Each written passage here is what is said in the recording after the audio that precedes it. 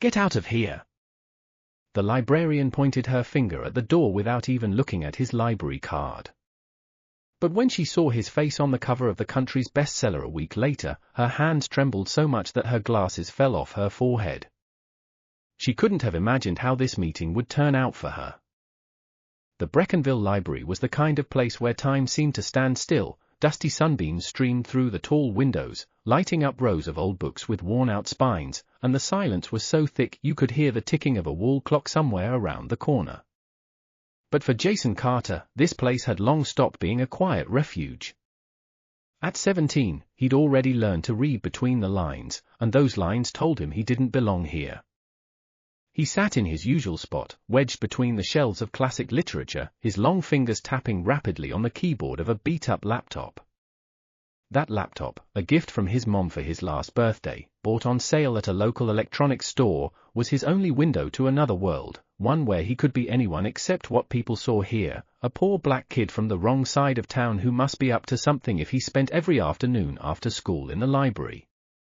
Today had started like any other. He'd come straight after class, nodded at the wary security guard by the entrance, past the new releases display where his own book was supposed to be featured in a week, though he hadn't told anyone yet, and settled into his corner. He'd been writing for 3 hours straight, completely lost in his new novel, when a shadow fell over him. "You here again? Mrs."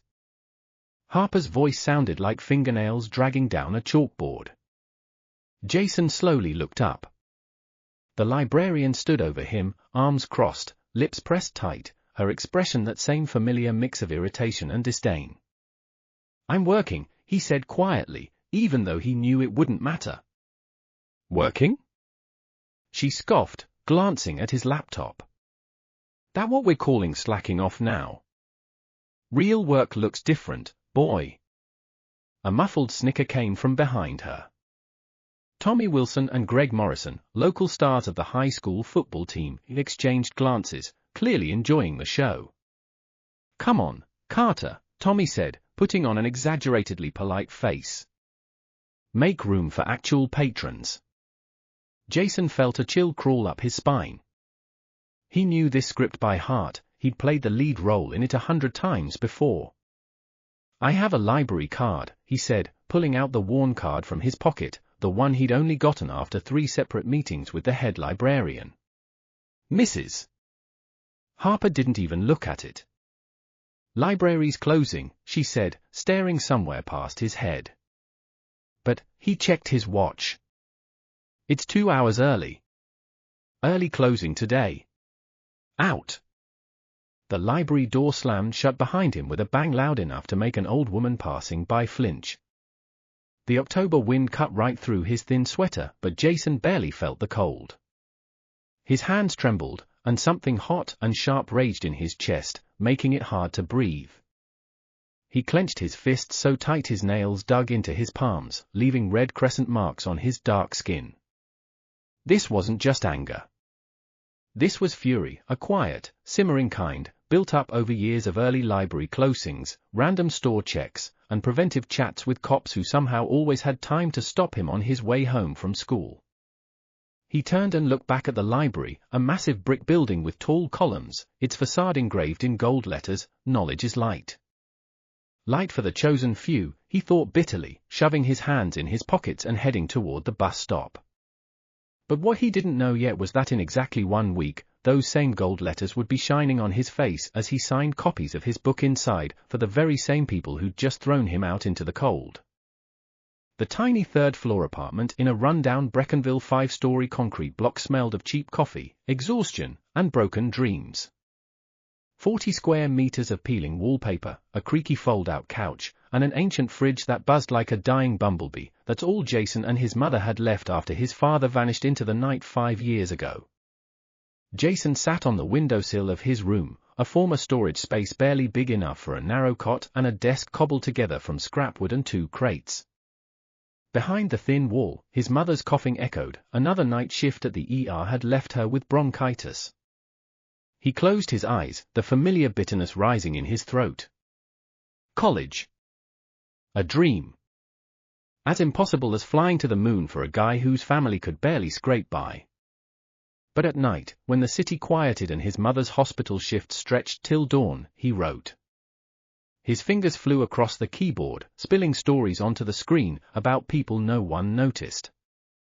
A garbage man saving the city from an epidemic.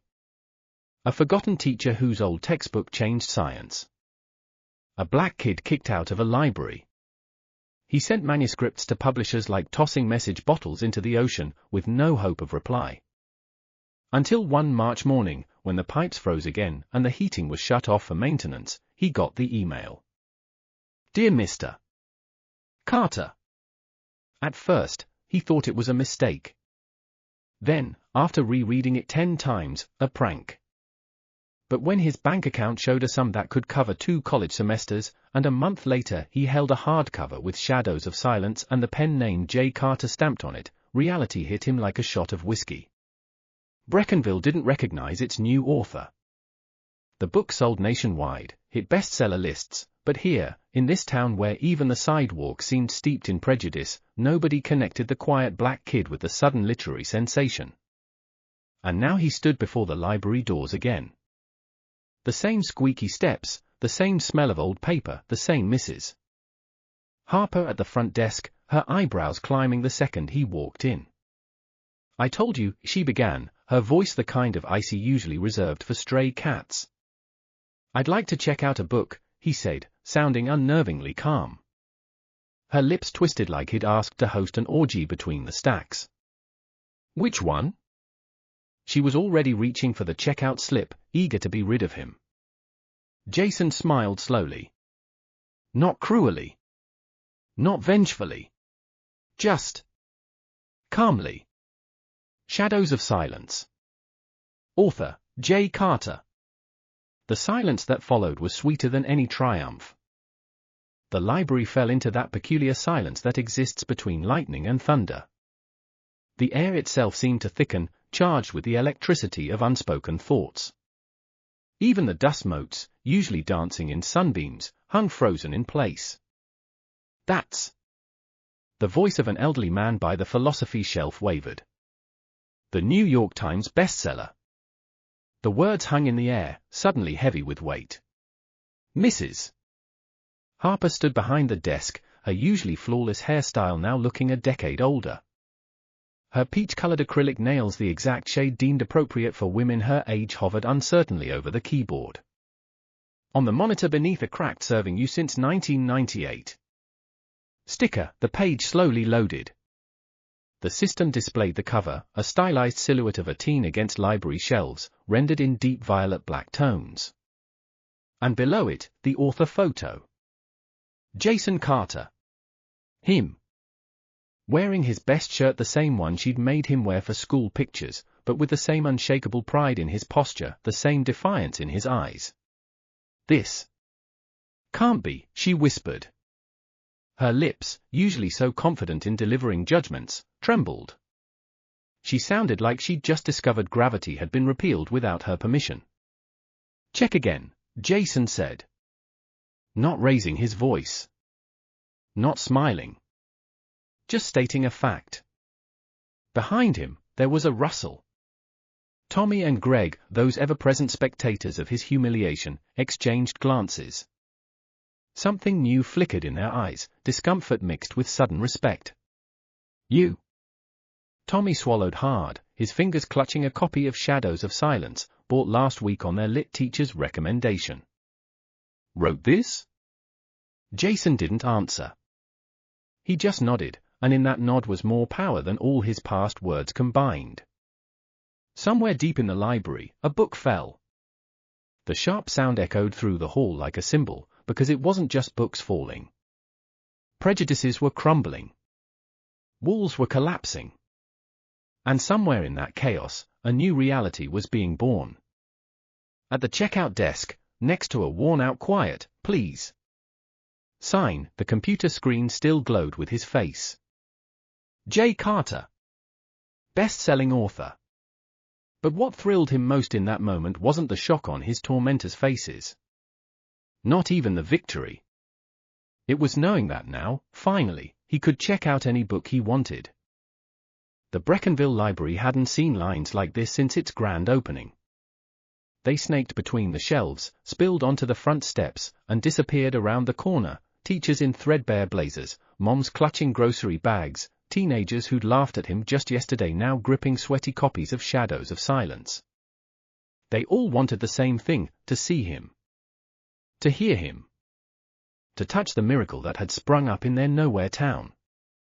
Jason sat at the checkout desk, his hand cramping from endless signatures. But he didn't stop, he signed each book with the same care he'd once used tracing letters in his school notebook. "Can I take a photo?" A 12-year-old girl in thick-rimmed glasses stared at him like he'd leapt off the pages of her comics. He smiled. "Of course." In the corner near the staff-only door, Mrs. Harper stood rigid in her starched blouse, her armor of tight curls suddenly frayed at the edges. She watched as the town she'd ruled bowed to the boy she'd thrown out into the cold. When the last reader left, she stepped forward. Her voice, always so sure, cracked. "I'm sorry." Jason looked up. Not smug. Not gloating. Just looking, really looking, and seeing for the first time not a library dragon but just an old woman with fear creasing her eyes. "It's not your fault," he said, setting down his pen. "You just didn't know." There was no condescension in it, only a quiet release, as if he were forgiving not just her, but the furious boy who'd once trembled with shame on these steps. That evening, under camera flashes at City Hall, the mayor handed him a symbolic key to Breckenville. The same key that wouldn't have opened a single door for him a week ago. "Our pride." They cheered from the podium. "Our talent."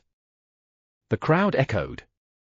And the next morning, when he returned to collect his things, a new plaque hung by the entrance. "Here began J. Carter, our author and Breckenville's pride." The bronze letters gleamed in the sun, mocking every "we're closing" and "get out" that had once cut him. As the college bus pulled away from the station, Jason pressed his palm to the window. The library, that hulking column building where he'd once been invisible, shrank into the past, now the birthplace of a legend. It would never be the same again. But the strangest part? Neither would he. Somewhere between the lines of his story, between was and is, the furious boy with shaking hands had vanished. In the bus window's reflection stood a man, quiet dignity in his eyes, a one-way ticket to his dreams in hand. The bus merged onto the highway, leaving behind the town that had taught him everything, except how to quit. And on the back seat, inside a battered backpack, lay the draft of his next book. A story about a librarian who dared to change.